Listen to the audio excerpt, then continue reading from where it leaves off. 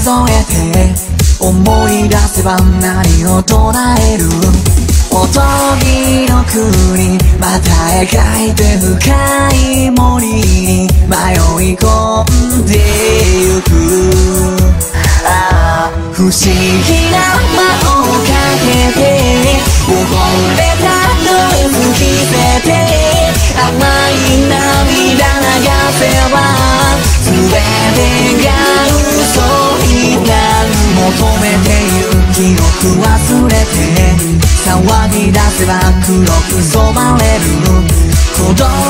魂また描いて長い夜に迷い込んで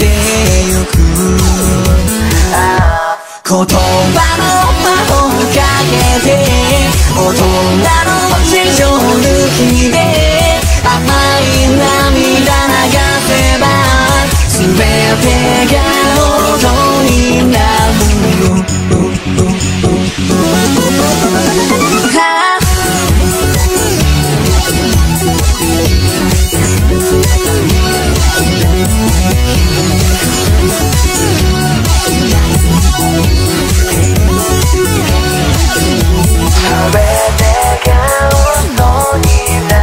不思議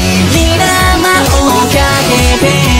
溺れた夢を見せて黒い涙流せばおとぎ話になる不思議